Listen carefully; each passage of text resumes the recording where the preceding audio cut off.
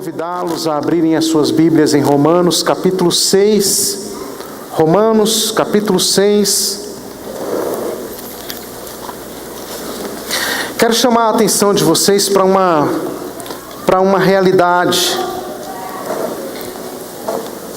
que nos foi dada em Cristo Jesus. Mas para isso, irmãos, eu queria pedir aos amados que, nesse momento, fizessem silêncio, acalmem o coração, para a gente ouvir a palavra de Deus. Sem conversa, sem desatenções. Eu queria que vocês se concentrassem na palavra de Deus agora, amém? Que o que nós vamos ministrar é a palavra do Senhor. Então eu queria que você abrisse sua Bíblia em Romanos capítulo 6. Diz assim então, no versículo 17: Mas graças a Deus que, tendo sido servos do pecado, obedecestes de coração à forma de doutrina que fostes entregues, e, libertados do pecado, fostes feitos servos da justiça. Falo como homem, pela fraqueza da vossa carne, pois que, assim como apresentastes os vossos membros para servirem à imundícia e à maldade para a maldade, assim apresentai agora os vossos membros para servirem à justiça para a santificação. Porque quando erais servos do pecado, estáveis livres da justiça. E que fruto tinhais então das coisas que agora vos envergonhais? Porque o fim delas é a morte. Mas agora, libertos ou libertados do pecado e feitos servos de Deus, tendes o vosso fruto para santificação e, por fim, a vida eterna. Porque o salário do pecado é a morte, mas o dom gratuito de Deus é a vida eterna por Cristo Jesus, nosso Senhor. Repita comigo: o salário do pecado é a morte, mas o dom gratuito de Deus é a vida eterna por Cristo Jesus, nosso Senhor. A Bíblia diz que o salário do pecado é a morte. E eu queria refletir um pouco sobre isso com vocês, baseado nesse texto que Paulo escreve aos Romanos. A cruz de Cristo é a árvore da vida plantada no Monte Calvário. Esta é uma afirmação, é uma expressão, na verdade, do Santo Ofício, da cruz, na tradição cristã ortodoxa oriental. Então, nessa expressão do Santo Ofício, diz que a cruz de Cristo é a árvore da vida plantada no Monte Calvário. Essa expressão, queridos, desse Santo Ofício, é, na verdade, uma síntese da Epístola Paulina aos Romanos. Se você puder traduzir isso em uma palavra, dentro da doutrina de Paulo, vai ser isso. A cruz de Cristo é a árvore da vida. É a cruz de Cristo que traz a vida. Vamos nos lembrar que no Gênesis, o ser humano, ele não está diante do bem e do mal. Há uma interpretação errada a respeito de Gênesis, quando a gente vê lá o homem diante do bem, da árvore do conhecimento do bem e do mal. A ideia que temos é de que o homem está tomando uma decisão para o bem ou para o mal. E daí nós pautamos a nossa ideia de que nós estamos continuamente lutando contra bem e mal.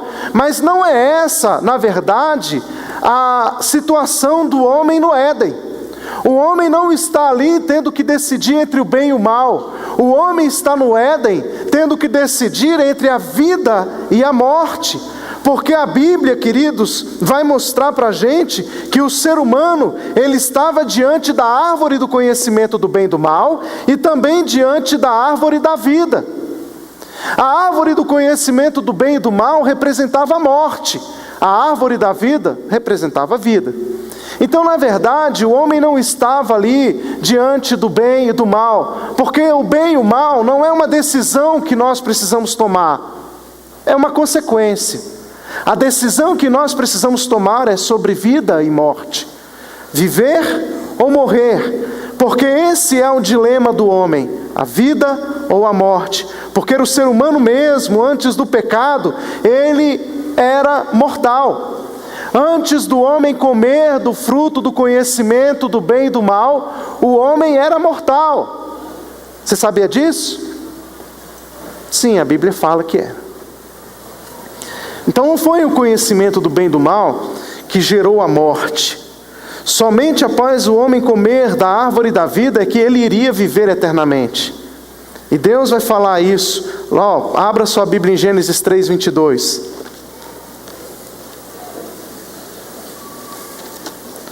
Gênesis, o capítulo 3, o versículo 22 diz assim, Então disse o Senhor Deus, eis que o homem é como um de nós, sabendo o bem e o mal. Ora, pois, para que não estenda a sua mão e tome também da árvore da vida, e coma e viva eternamente. Então, na verdade, Deus estava aqui falando que se o homem comesse da árvore da vida, ele iria viver eternamente. Ele teria vida eterna. Que vida eterna, ou que viver eternamente é essa vida que Moisés está escrevendo aqui em Gênesis. Essa vida eterna é a vida incriada. Essa vida eterna é a vida de Deus. É a vida que está em Deus. É a vida que procede dele. E receber da vida de Deus, o homem receberia se ele comesse dessa árvore da vida. Porque ao comer dela, o homem estaria dizendo, olha, eu reconheço, Deus, que eu não tenho vida em mim mesmo. Eu reconheço, Deus, que toda a vida que tenho, eu a tenho porque eu recebo das tuas mãos. Eu reconheço, Deus, que ao comer da árvore da vida, estou declarando a minha dependência de ti. A minha vida vem do Senhor e não de mim. Eu dependo de ti. A minha existência vem de ti. Eu não posso sustentar-me em mim mesmo. Eu não posso dar sustentação à minha existência. Eu preciso da árvore, eu dependo do teu amor, eu dependo da tua vontade. Esse comer da árvore da vida, meu irmão, era o passo do ser humano na direção do Criador, em rendição a Ele, para que fosse sustentado em vida. Por isso que Deus vai dizer a Adão e a Eva, que não comessem da árvore do conhecimento do bem e do mal, porque no dia em que eles comessem, certamente eles morreriam. Então, no jardim, o ser humano ele estava diante de uma escolha: a vida ou a morte. Ao invés de integrar-se à vida de Deus, a comunhão provinda do Espírito, que seria a seiva dessa vida, o homem decidiu então tomar a atitude de comer da árvore do conhecimento do bem e do mal, ou seja, virar as costas para Deus e seguir em direção à sua independência, atitude independente. O homem vai caminhar pelo seu próprio conhecimento, pela sua própria vontade. O homem então se afasta de Deus e ele vai ter a pretensão de querer existir em si mesmo. Ele vai tentar afirmar-se como um ser autoexistente. Isso vai gerar no homem morte. O homem vai se justificar para a existência.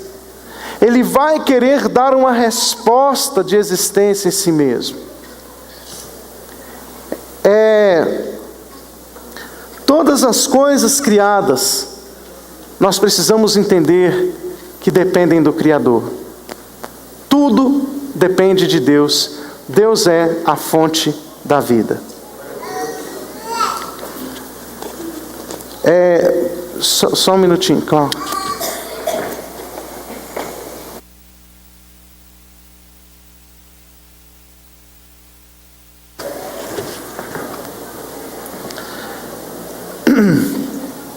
Eu queria que você abrisse a sua Bíblia em Isaías 41.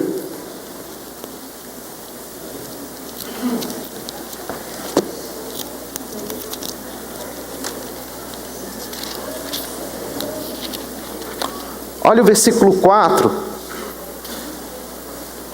Paulo afirma que Deus chama à existência aquilo que não é. Veja só, preste atenção aqui, ó. Toda a existência está firmada em Deus. Ele é o autor e o mantenedor da vida.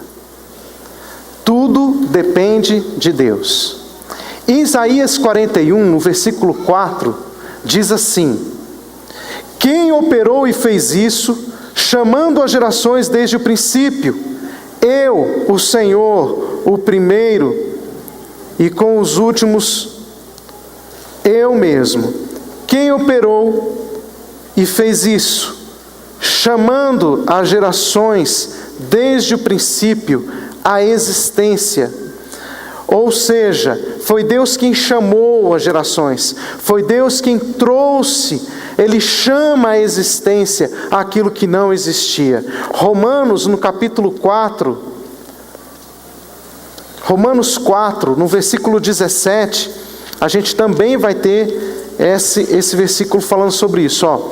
Como está escrito: por Pai de muitas nações te constituí, perante aquele no qual creu, a saber, Deus, o qual vivifica os mortos e chama as coisas que não são como se já fossem. É Deus quem chama a existência.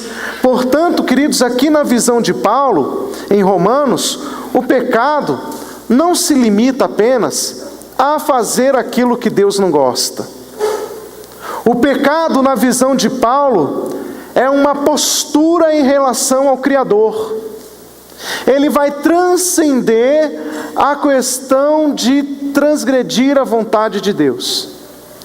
Porque você vai ter a questão do pecado e você vai ter a questão dos pecados. Quando nós lemos aqui em Romanos, no capítulo 6, no versículo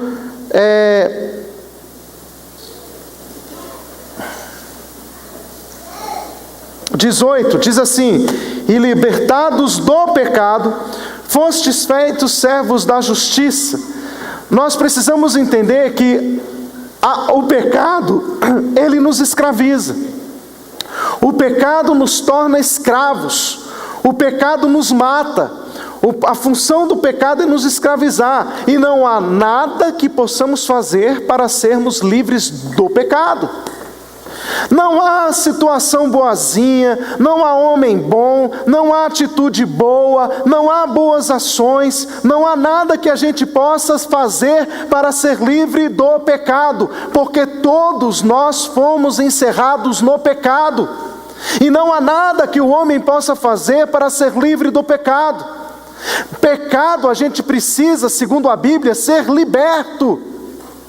Eu não consigo ser livre do pecado, eu preciso que alguém me liberte. Veja só, quando você está escravo de alguma situação, você não tem uma outra opção, a não ser que alguém venha ao seu favor e essa pessoa te livre, não é verdade?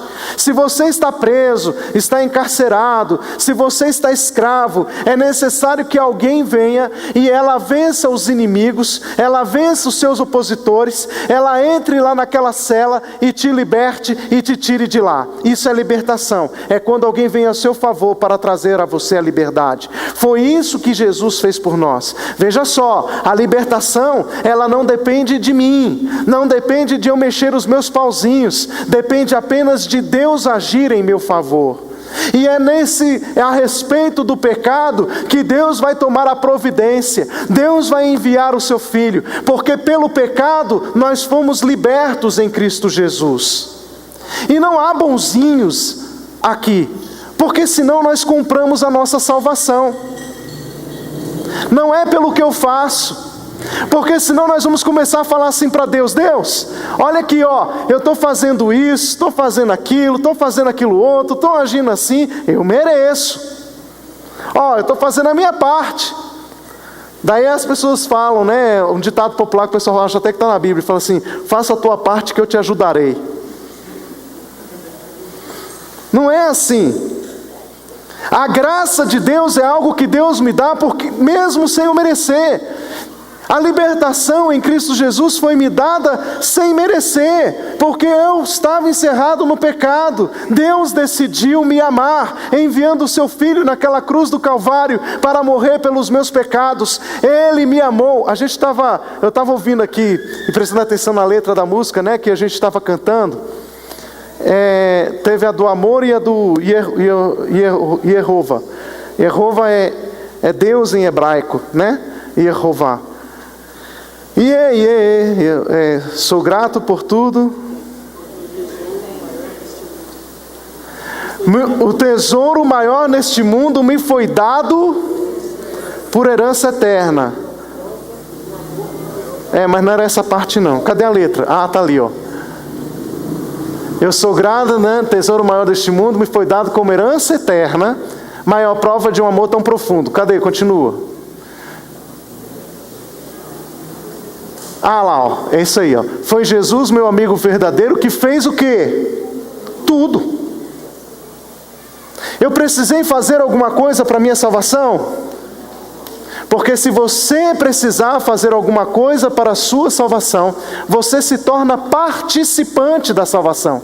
E eu não sou participante da salvação. A salvação é um mérito único, exclusivo de Deus a meu favor. Ele decidiu me libertar. Aí você fala assim, então pastor, qual é o meu papel? Nós estamos falando aqui, Paulo vai colocar um detalhe. Paulo está falando do pecado. Nós éramos servos do pecado, éramos escravos do pecado, e do pecado nós precisamos de libertação. Mas Paulo também vai falar dos pecados. A Bíblia também vai nos ensinar dos pecados. 1 João 1, capítulo 1, versículo 9 diz assim: se confessarmos os nossos pecados, Ele é fiel e justo para nos perdoar os pecados e nos purificar de toda injustiça. Note que quando a Bíblia fala de pecados, ela não está falando de libertação, mas ela está falando de arrependimento. Porque quando nós cometemos pecados, os pecados são responsabilidade nossa. Porque não há arrependimento para o pecado, porque do pecado eu sou escravo. Eu nasci no pecado. Eu preciso ser liberto. Agora, dos pecados eu me torno responsável. Entende? Eu sou tão responsável que eu tenho que pedir perdão por eles. Arrependimento. Se eu confesso, eu alcanço de Deus perdão. Então, Paulo vai falar isso. Paulo vai nos ensinar isso. Por isso que a Bíblia vai dizer, veja só, não é o quanto eu peco ou deixo de pecar que me garante a salvação está em Cristo Jesus. Como consequência da minha salvação, eu vou dar indício de que eu sou salvo, de que eu estou livre do pecado. E qual é o indício de que eu estou livre do pecado? Eu não cometo pecados. Porque Cristo me libertou do pecado. Se eu estou livre do pecado, os frutos desse pecado não vão atuar mais na minha vida. Porque o mal foi tirado pela raiz. Você está entendendo isso? Nós precisamos entender que a nossa salvação, ela tem fruto, ela tem resultado, ela é operante. A salvação não pode ser uma coisa apenas pessoal, do qual eu fecho os olhos e digo, eu tenho, pronto e acabou, e o mundo que não estou nem aí para o mundo. Não é assim. A salvação, ela é algo que produz fruto, e é pelo fruto que se conhece a árvore. É pelo fruto que nós vamos saber se nós temos dado, de fato, frutos de justiça, que somos servos da justiça. Romanos capítulo 6, o verso 23, que foi o versículo que nós começamos, diz: o salário do pecado é a morte, mas o dom gratuito de Deus é a vida em Cristo Jesus. Veja só, ele não está dizendo que as transgressões geram a morte, mas ele está dizendo que o pecado gera morte. Mas que pecado é esse? O salário do pecado. Esse pecado é muito mais sério do que você apenas rejeitar as vontades de Deus, ou não fazer a vontade de Deus. Na verdade, é quando você rejeita o próprio Deus. A rejeição de Deus é morte. Foi isso que Adão fez no Éden. Ele, ao comer da árvore do conhecimento do bem e do mal, não estava significando que o homem ia só praticar o mal. Ele ia praticar o bem também, porque senão a gente vai falar o seguinte: as pessoas que praticam o bem são do bem, são da vida, e as pessoas que praticam o mal são da morte. E é assim que nós vamos julgando as pessoas. Faz o bem, é do bem, é da vida. Faz o mal, é da morte. Mas essa não é a lógica bíblica. Porque quando você come a árvore do conhecimento do bem e do mal, você pode também praticar o bem. É por isso que você vai ter gente que rejeita a Deus, que é ateu, mas praticam coisas boas. Entendem? Porque ela não tem o mal totalmente em si. Existem pessoas que são extremamente arredias a Deus, ignoram a Deus, mas fazem coisas boas. São honestas, pagam suas contas, ajudam o necessitado. E eu pergunto a você, mesmo essa pessoa fazendo coisas boas, ela tem vida? Não são as boas atitudes que geram a vida. Segundo a Bíblia, então, lá em Gênesis, me diz que é pela árvore da vida que eu tenho a vida, ou pela árvore do conhecimento do bem e do mal eu tenho a morte. O que significa isso? A partir do momento em que eu não dependo de Deus, que eu não me alimento da árvore da vida, eu estou morrendo. Porque o propósito de Deus ao comer da árvore da vida era que eu dependesse dele. Era que eu caminhasse conforme a sua vontade. Era que eu conhecesse a sua vontade. É isso o que o dom gratuito de Deus... É isso que esse texto quer dizer. E é por isso, meus irmãos, que está escrito aqui em Romanos 6:23, que o dom gratuito de Deus não é meramente o perdão dos pecados, mas é a vida eterna. Porque se o salário do pecado é morte, o dom gratuito de Deus é o quê? A vida. Está vendo? Porque estamos lidando aqui com a problemática do Éden. A gente está lidando aqui com o problema que nós precisamos escolher para a nossa vida: vida ou morte.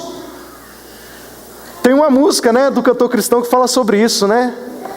Meu amigo, hoje tu tens a escolha, vida ou morte, qual vais aceitar? Amanhã pode ser muito tarde, hoje Cristo te quer. É isso aí. Perfeita essa letra. Bíblica. É Cristo quem me liberta, mas a escolha é nossa. Vida ou morte? A vida está na árvore da vida. A morte está no conhecimento do bem e do mal.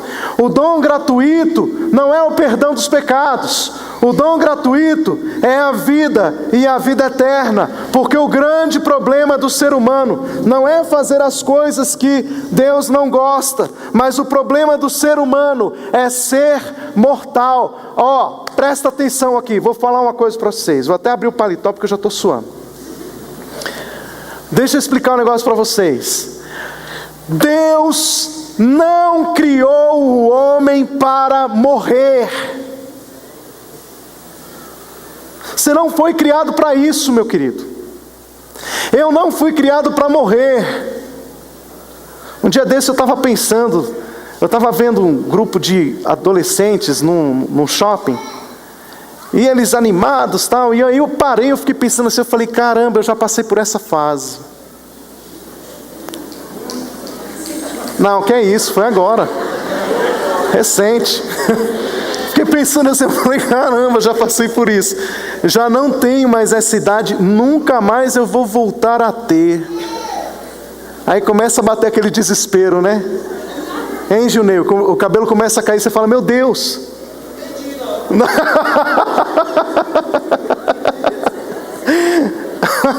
Nunca mais. Começa a vir as rugas, começa a envelhecer, você fala, estou ficando mais perto da morte. E foi numa dessas reflexões que eu cheguei à conclusão de que eu estava vivendo a tempo mais perto da morte da minha vida. Mas aquela já era uma teoria vencida, porque eu estou vivendo agora o tempo mais perto da minha morte, né? Agora, vivendo agora. Cada minuto, o mais perto da morte eu estou. Menos vida eu tenho. Que nem eu brinquei, acho que foi com a Sônia fazendo aniversário, falei, parabéns, Sônia, está mais perto da morte, né? Ninguém gosta, que é isso, né? A gente tem que comemorar a vida, né? E não a morte. Mas cada dia que passa, meu irmão, mais perto da morte nós vamos ficando. Quem quer morrer aqui? Ninguém, só você, né? Ninguém. Ninguém quer morrer. A gente faz de tudo para viver cada dia mais, não é verdade? Você vai lá no centro de Taguatinga ali, ó, passa naquela combinha que eu sei, meu irmão, aquela combinha das ervinhas lá, aí o cara fala assim, ó, aqui tem uma ervinha aqui que você vai beber, você vai viver mais 30 anos, você vai tomar aquilo todo dia. Por que você acha que as Herbalife da vida está enchendo? As pessoas estão querendo consumir vida, beber vida, o que puder fazer para durar mais. Ó, toma isso, toma aquilo, que você vai viver mais, você vai viver mais tantos anos. É engraçado que o caminho da dieta, o caminho da academia, ninguém quer, mas esses negócios de ervinha, de comprar não sei o que para viver mais, todo mundo quer, né? Aí o pessoal vai lá, quer viver mais, não, se eu viver assim, se eu tomar isso, se eu tomar aquilo. Mas, gente, nós, seres humanos, não queremos morrer, porque nós não fomos criados para a morte. E Deus também não quer que nós, seres humanos, sejamos mortos. É por isso que para toda ação de morte, Deus vai dar uma resposta de vida. É por isso que Jesus vem, porque Jesus veio responder, veio dar uma resposta ao pecado que gera morte, a vida eterna. A Bíblia vai dizer em João, no capítulo 1, que nele, em Jesus, está a vida eterna. A vida eterna não está em mim, não está no quão bonzinho eu sou, não está nas minhas atitudes, não está nas minhas palavras. A vida eterna está em Cristo Jesus. Nele está a vida eterna. Ele é a luz dos homens, Ele é o caminho, Ele é a verdade, Ele é a vida. Agora, a partir do momento em que eu olho para Jesus, aí é que a coisa começa a mudar na minha vida. Porque até agora, tudo que eu estou falando para você aqui é importante, mas na prática isso não vai mudar muito você não. Porque o que eu estou falando aqui para você é o seguinte, que há uma escolha de vida e morte no Éden, né? Nós falamos sobre isso, temos falado sobre a questão do pecado. O máximo que você vai falar é, uau, é verdade, que legal, ponto. Mas na prática, o que isso vai mudar na minha vida? O que é que eu preciso fazer para viver a vida eterna? E é agora que eu vou começar a... Não, estou brincando, vou não. Mas é agora que eu vou para a parte final, e eu quero deixar com vocês aqui o desfecho dessa mensagem com a parte mais importante. Se a gente puder resumir o livro de Romanos, e olha que nós vamos estudar Romanos, né? Daqui a alguns domingos nós vamos para Romanos. Mas se a gente puder resumir o livro de Romanos, nós podemos resumir da seguinte forma. Em Romanos 1,18, a raça humana está sob a ira de Deus. A raça humana inteira peca. Quer ver? Abra sua Bíblia em Romanos 1,18. Ó, resumo de Romanos para você. Porque do céu se manifesta a ira de Deus sobre toda a impiedade e injustiça dos homens, que detêm a verdade em injustiça. Então a ira de Deus se manifesta. Nós vamos saber agora no capítulo 3, onde se manifesta ou a quem se manifesta a ira de Deus. A Bíblia vai então dizer que a ira de Deus no capítulo 3 vai se manifestar a todos os homens. vai dizer quantos aqui disseram não para Deus. E a Bíblia vai dizer quem é que disse não para Deus. Todos. Todos disseram não para Deus. E a Bíblia diz no capítulo 3 que se todos disseram não para Deus, todos se fizeram inúteis, vazios. Todos perdem o sentido da sua existência. Então, como voltar para Deus? O versículo 20 do capítulo 3 nos dá essa resposta. Porque nenhuma carne será justificada diante dele pelas obras da lei, porque pela lei vem o conhecimento do pecado. O que Paulo está dizendo aqui, na verdade, é o seguinte, que é impossível voltar para Deus. É desanimador esse versículo. Se você ler só ele na sua vida, você vai ficar desesperado. Porque não tem volta, é isso que ele está dizendo. Agora no versículo 21, até o 26, ele vai falar uma coisa interessante. Mas agora se manifestou sem a lei a justiça de Deus, tendo testemunho da lei e dos profetas. Isto é, a justiça de Deus pela fé em Jesus Cristo, para todos e sobre todos os que creem, porque não há diferença, porque todos pecaram e destituídos estão da glória de Deus, sendo justificados gratuitamente pela sua graça, pela redenção que há em Cristo Jesus, ao qual Deus propôs pela propiciação pela fé no seu sangue, para demonstrar a sua justiça pela remissão dos pecados dantes cometidos sob a paciência de Deus, para a demonstração da sua justiça nesse tempo presente, para que ele seja justo e justificador daquele que tem fé em Jesus Cristo. O que ele está dizendo? Bem, o versículo 18 do capítulo 5 vai esclarecer estes versículos que nós lemos. Ele diz o seguinte, Romanos 5,18: Pois assim como por uma só ofensa veio o juízo, e sobre todos os homens para condenação, o juízo para condenação, assim também, por um só ato de justiça, veio a graça sobre todos os homens para a justificação de vida. O que Paulo está dizendo é que todos nós pecamos e todos nós nos demos mal na vida, por causa de um homem, Adão. Por causa de um homem, todos pecaram. Você deve estar pensando assim, puxa vida, deixa eu encontrar esse Adão um dia. Vou matar esse desgraçado, né? A morte entrou no mundo por ele. Acontece que ele só foi o primeiro. Todos nós pecamos. Quem não tem pecado aqui? Aleluia. Todos temos pecado.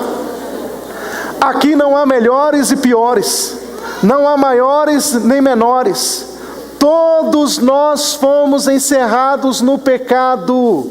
Adão. Mas a Bíblia não para aí. Chega de má notícia. Deixa eu te dar a boa. A boa notícia é que por um homem todos puderam ter acesso à graça de Deus. A graça de Deus é para todo homem. Então, até aquele que é o pior das criaturas, para ele, a graça de Deus está disponível em Cristo Jesus. Como por um homem entrou o pecado, como por um homem entrou o mal, como por um homem a árvore do conhecimento do bem e do mal trouxe morte, por um homem o conhecimento de Deus se manifestou pela árvore da vida, porque houve um homem na terra, e o seu nome é Jesus Cristo, que disse: eu decido obedecer a Deus em todas as coisas, eu decido ser obediente até a morte e morte de cruz, eu não vou ceder à minha vontade, eu não vou ceder à minha carne, eu vou fazer a vontade de Deus como homem, porque Jesus sabia que somente como homem nós poderíamos viver a plenitude da árvore da vida, porque a árvore da vida não foi dada aos anjos, foi dada a Adão, entre aspas, né? Era para Adão comê-la, só que Adão decidiu não comê-la.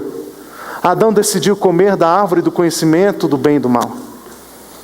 Há uma árvore à nossa disposição, a árvore da vida, que vai quebrar o efeito da árvore do conhecimento do bem e do mal em nós, e ela está em Cristo Jesus. Tudo tudo quanto Deus planejou que fôssemos, ainda não somos, até a gente comer da árvore da vida. E assim a gente vai poder, obrigado, Cristo, ser participante da vida de Deus. Olha o que diz 2 Pedro, capítulo 1. Já estou encerrando a mensagem. 2 Pedro, capítulo 1.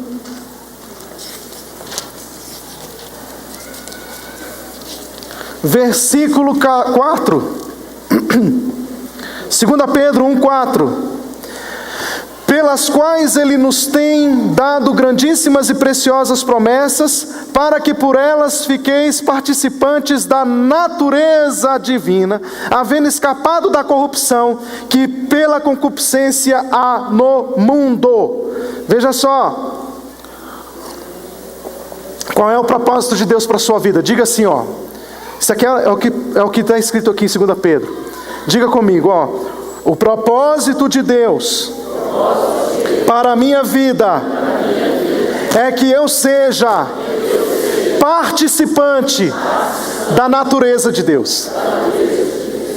Você sabe o que é isso? Deixa eu te explicar o que é isso. Deus tem uma natureza. Essa natureza é o que forma o caráter de Deus.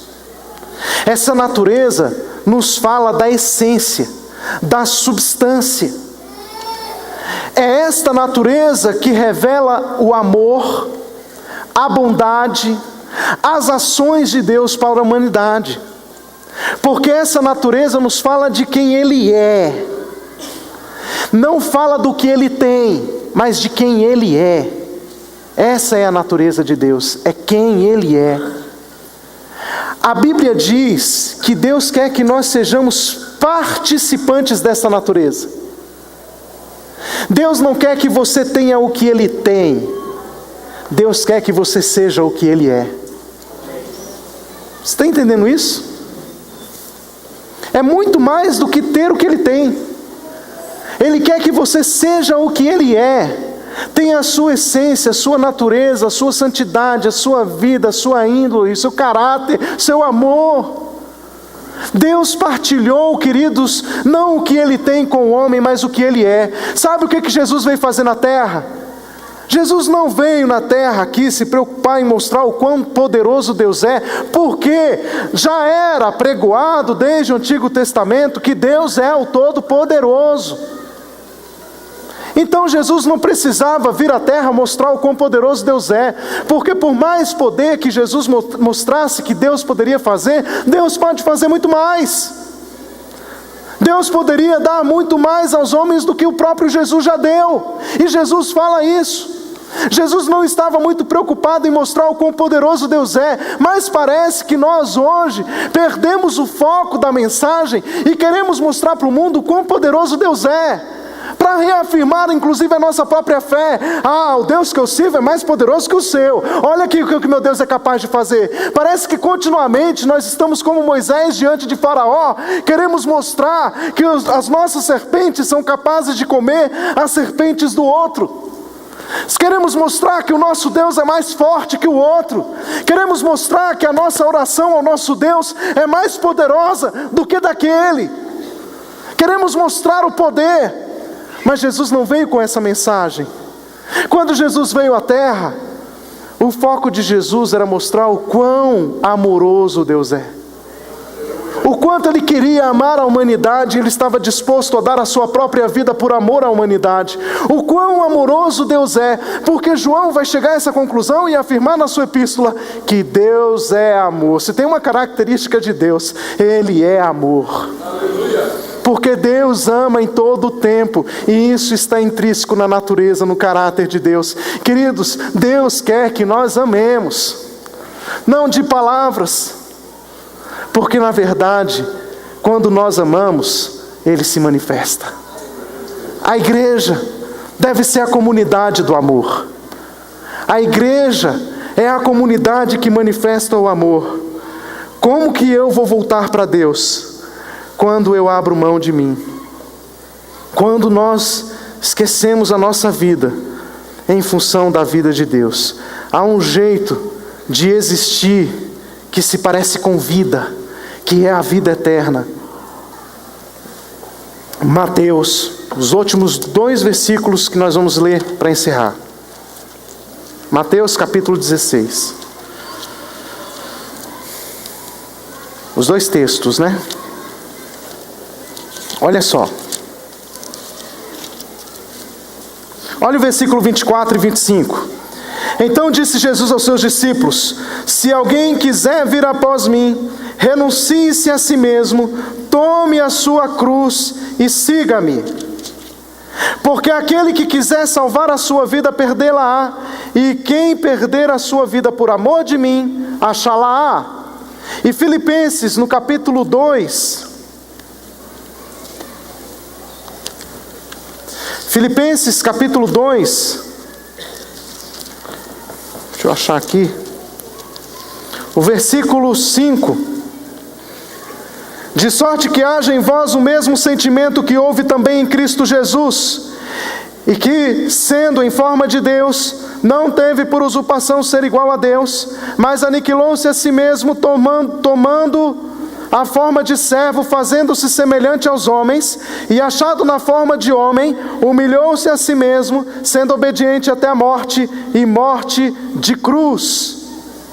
Pelo que Deus o exaltou sobremaneira, e lhe deu o nome que é sobre todo nome, para que ao nome de Jesus se dobre todo o joelho dos que estão nos céus, na terra e debaixo da terra, e toda língua confesse que Jesus Cristo é o Senhor, para a glória de Deus Pai. Existem textos, esses 2 textos que nós lemos, eles são fundamentais para a nossa espiritualidade. Porque Jesus fala: quem quiser vir após mim, negue-se a si mesmo, tome a sua cruz e siga-me. Siga-me para onde? Siga-me para onde? Você já parou para pensar nisso?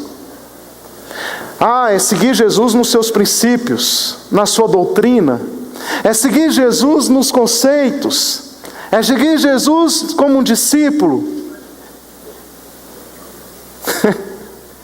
Não, mas eu aprendi assim.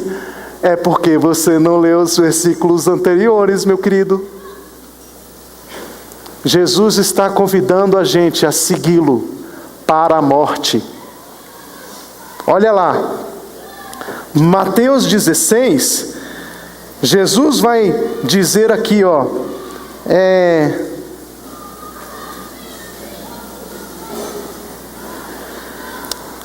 contexto aqui todo da mensagem, na verdade, é da morte de Jesus. Ele tem essa conversa com seus discípulos, Pedro vai repreendê-lo com respeito a isso, mas ele no versículo 20 vai dizer: então mandou aos seus discípulos que a ninguém dissessem que ele era o Cristo. Desde então começou Jesus a mostrar a seus discípulos que convinha ir a Jerusalém e padecer muito dos anciãos e dos principais dos sacerdotes e dos escribas, e ser morto e ressuscitar ao 3º dia. Jesus começa a pregar isso: gente, eu vou morrer, mas eu vou ressuscitar ao 3º dia. Eu vou atravessar a morte, porque eu preciso vencer a árvore do conhecimento do bem e do mal. Eu preciso vencer a morte. Estou indo. Jesus começa a ensinar isso para os discípulos. E aí Pedro vai desesperar: Senhor, tem compaixão de ti, de modo que isso não aconteça, Jesus.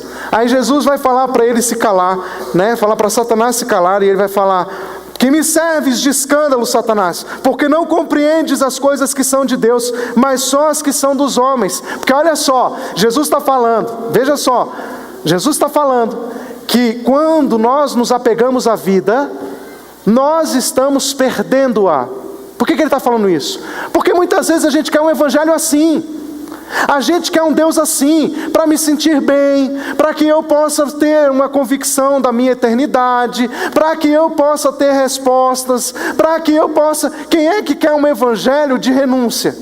Quem quer um evangelho de morte? Quem quer um evangelho ou seguir a um Deus que não responde você? Fala para mim. Um Deus que não te fala nada, que não te responde nada, que não faz nada por você. Quem quer seguir esse Deus? Ninguém. A gente quer seguir a um Deus que nos dê respostas, que solucione os nossos problemas, que nos traga paz interior, porque na verdade o maior interessado aí não é Deus, sou eu. Então esse é um evangelho que eu estou querendo ganhar a minha vida. Eu preciso de paz para mim. Eu preciso para mim. Eu quero um evangelho para mim. E Jesus está falando: ei, o evangelho que eu tenho para oferecer para você é um evangelho que você precisa renunciar à sua vida, perder a sua vida, porque somente quem perde vai poder achá-la. Já pensou que conflito? Que esse evangelho, ele é um evangelho conflitante. Espera aí, então quer dizer que Jesus está falando que eu vou segui-lo, não é pela paz que eu vou sentir no meu coração, não é pela unção que virá sobre mim, não é pela resposta aos meus problemas? Não, essa não é a proposta de Jesus. Aliás, Jesus vai falar: o evangelho que eu tenho para você é o seguinte: vou trazer guerra para a tua casa, filho contra pai, porque a prioridade sou eu. Você quer um evangelho assim, de renúncia? Renuncie-se a si mesmo. Tome a sua cruz e siga-me para a morte. Siga-me para a morte. Olha, continuando aqui no capítulo 16, ele vai dizer assim, olha só que coisa interessante, hein? No verso 26 ele vai falar: pois que aproveita o homem ganhar o mundo inteiro e perder a sua alma? Ou que dará o homem em recompensa a sua alma? Porque o Filho do homem virá na glória de seu Pai com os seus anjos, e então dará a cada um as suas obras. Em verdade vos digo que há alguns dos que estão aqui que não provarão a morte. Ele não está falando isso como uma coisa boa não, porque ele está convidando para a morte. Ele está falando: tem gente aqui que não vai ter coragem de morrer. Até que o Filho do Homem, até vir o Filho do Homem no seu reino. A proposta é que nós morramos. Morrer significa encontrar a eternidade. Você quer vida eterna? Tem solução não. Morte. Esse é o caminho para todos.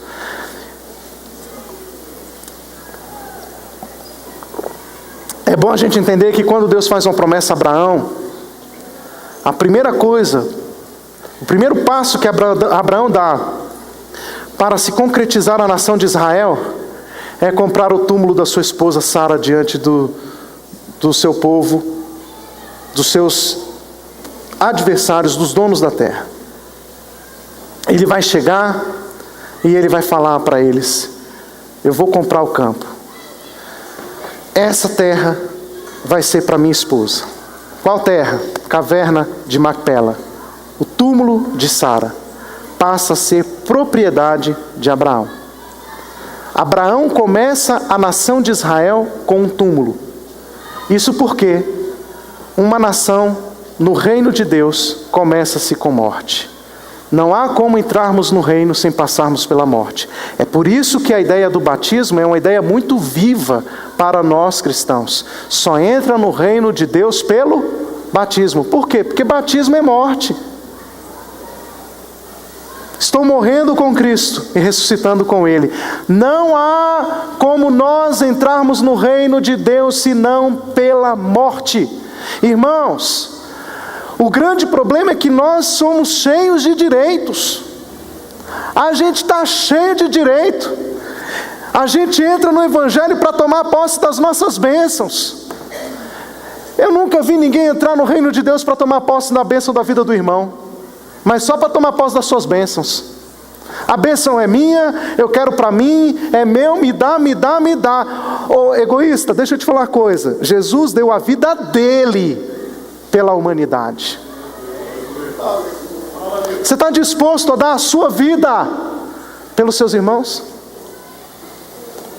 Entende isso? Jesus fala: você quer conhecer a bênção, você quer conhecer a vida, você quer conhecer a eternidade, você quer comer da árvore da vida? Morra. Olha para o seu irmão do lado e fala assim para ele: meu irmão, morra.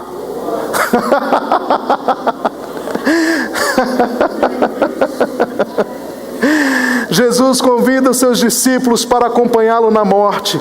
O contexto desse texto nos mostra isso. A morte separou o homem da vida. Jesus nos propõe a encararmos a morte para experimentarmos a vida. Quem quiser saber o que é a vida, a nossa única alternativa é o nosso esvaziamento. Amém? Por isso que Paulo vai dizer: gente, vamos crescer. Vamos crescer. Para de egoísmo. Mata o seu ego. Mata o seu eu. Chega de dodóizice. Crente que fica só querendo as coisas para si. Fica chateado por qualquer coisinha. Ah, não falou comigo. Meu irmão, não me deu a paz do Senhor. Não está querendo saber de mim. Eu vou para outra igreja. Deixa de meninice, irmão. Para de besteirinha, bobeirinha. Sabe por quê? Nós fomos chamados para dar a nossa vida em favor dos nossos irmãos. Para de frescurite. Está entendendo, meu irmão? Nós fomos chamados para dar a nossa vida. Se a gente não consegue amar os nossos irmãos, o que dizer dos nossos inimigos, que é uma ordem de Jesus para nós? Temos que amar os nossos inimigos. Você tem um inimigo para amar e você tem um irmão para você treinar. Treina no seu irmão até você ter condições de amar o inimigo. Se nós conseguirmos amar as pessoas mais difíceis, nós poderemos dar a nossa vida em favor do reino de Deus. E é nisso que está a vida eterna. Darmos a nossa vida. Amar o fácil é fácil, né? O que é bom de relacionamento, esse é bom. Aquele irmãozinho que é prestativo, que é gente boa, isso é fácil amar. Eu quero ver você amar aquele que é duro, aquele que é difícil. Aí você vai começar a falar, nossa, aquele irmão é uma tribulação. Às vezes está no teu trabalho. Aí você chega lá e fala assim, Senhor, promove o meu irmão, tira ele daqui. Oh, egoísta, por que você está falando isso? E ainda depois que tira o irmão da tua repartição lá, aí você fala assim, nossa, mas Deus é tão bom para mim. Por que Ele é bom para você? Só porque Ele te dá os bonzinhos para ficar do teu lado? Você não vai ter oportunidade de treinar o reino, de dar a vida. Que Deus coloque do seu lado as pessoas mais difíceis. Eu não ouvi um amém, olha só.